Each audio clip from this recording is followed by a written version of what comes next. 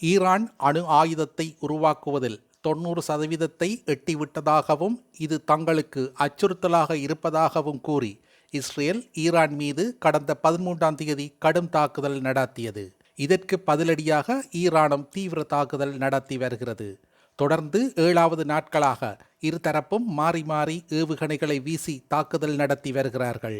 ஈரானில் உள்ள அணுசக்தி நிலையங்கள், இராணுவ கட்டமைப்புகள் உள்ளிட்டவை முக்கிய இடங்களை குறிவைத்து இஸ்ரேல் தாக்குகிறது. அதேபோல் இஸ்ரேலின் டெல் அவில், ஹைபா உள்ளிட்ட முக்கிய நகரங்கள் மீதும் ஏவுகணைகள் வீசப்படுகின்றன. இந்நிலையில் இஸ்ரேலில் உள்ள சொரோகா மருத்துவமனையின் மீது ஈரான் ஏவுகணை வீசி தாக்குதல் நடத்தியதாக இஸ்ரேல் தெரிவித்துள்ளது. இந்த தாக்குதலில் மருத்துவமனையில் சில பகுதிகள் சேதமடைந்திருப்பதாகவும் இஸ்ரேல் தெரிவித்துள்ளது.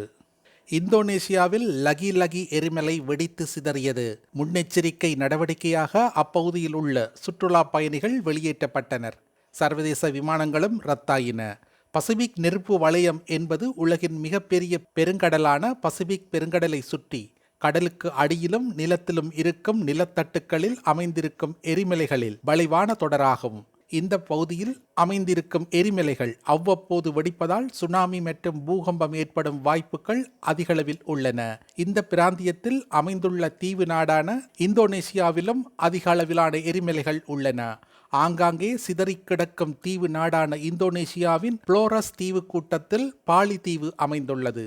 கண்ணை கொள்ளையடிக்கும் கடற்கரைகள், பசுமையான மலைகள், வாயை பிளக்க வைக்கும் பள்ளத்தாக்குகள் என இயற்கை எழில் கொஞ்சம் இந்த தீவில் 1500 மீட்டர் உயர லிவாட் பி என்ற எரிமலை உள்ளது. உள்ளூர் மக்களால் லகி என்று அழைக்கப்படும் இந்த அதிபயங்கர எரிமலை அவ்வப்போது வெடித்து சிதறி வருகிறது. இது அங்குள்ள உள்ளூர்வாசிகளை மட்டுமன்றி சுற்றுலாவுக்காக வரும் வெளிநாட்டு பயணிகளுக்கும் அச்சுறுத்தலாக உள்ளது. இந்நிலையில் நேற்றும் இந்த லகி எரிமலை வெடித்து சிதறியது. அதிகாலையில் பயங்கர சத்தத்துடன் வெடித்து சிதறிய எரிமலை காரணமாக வானில் சுமார் 5000 மீட்டர் உயரத்திற்கு கரும்புகை வெளியேறியது. மேலும் சுமார் 10,000 மீட்டர் உயரத்திற்கு புகை மண்டலமாக மேலெழும்பி வானில் கலந்தது. இது அங்கிருந்தவர்களுக்கு சிவப்பு நிற குடை காளான் போல காட்சியளித்தது. இந்த புகை மண்டலம் காரணமாக இந்தியா, சீனா, ஆஸ்திரேலியா, நியூசிலாந்து உள்ளிட்ட நாடுகளுக்கு இயக்கப்படவிருந்த 20க்கும் மேற்பட்ட விமானங்கள் ரத்தாயின. மேலும் பாலிதீவுக்கு விமான சேவை தடைப்பட்டது. இதனால் விமான பயணிகள் கடும் அவதி அடைந்தனர். மேலும் முன்னெச்சரிக்கை நடவடிக்கையாக எரிமலையை சுற்றி வசித்து வந்த பொதுமக்கள், சுற்றுலா பயணிகள் வெளியேற்றப்பட்டனர். ஒரே ஒரு லாட்டரி டிக்கெட்டில் ஐரோப்பாவின் மிகப்பெரிய யூரோ மில்லியன்ஸ் ஜாக்பாட் பரிசான 208 மில்லியன் பவுண்ட்ஸுகள் தொகையை அயர்லாந்தை சேர்ந்த ஒருவர் வென்றுள்ளார். இது அயர்லாந்து வரலாற்றில் இதுவரை இல்லாத மிகப்பெரிய லாட்டரி வெற்றியாகும். இந்த வெற்றி மூலம் கால்பந்து வீரர் ஹாரி கேன் மற்றும் பாடகி துவா லிபா போன்ற பிரபலங்களை விடவும் அந்த நபர் பணக்காரர் ஆகியுள்ளார்.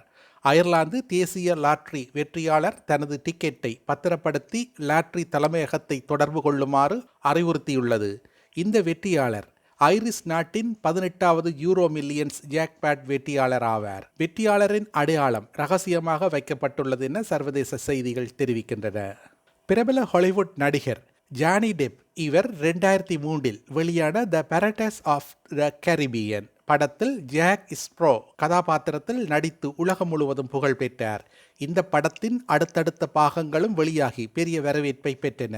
ஜானி டெப் தற்போது டே ட்ரிங்கர் என்ற த்ரில்லர் படத்தில் நடித்து வருகிறார். ஸ்பெயினில் இப்படத்தில் படப்பிடிப்பு நடைபெற்று வருகிறது. இதனிடையே அங்குள்ள ஒரு மருத்துவமனையில் ஜாக் ஸ்ப்ரோ உடையில் ஜானி டெப் சென்றுள்ளார். மருத்துவமனையில் உள்ள புற்றுநோயால் பாதிக்கப்பட்ட குழந்தைகளிடம் பேசி ஜானி டெப் விளையாடியுள்ளார்.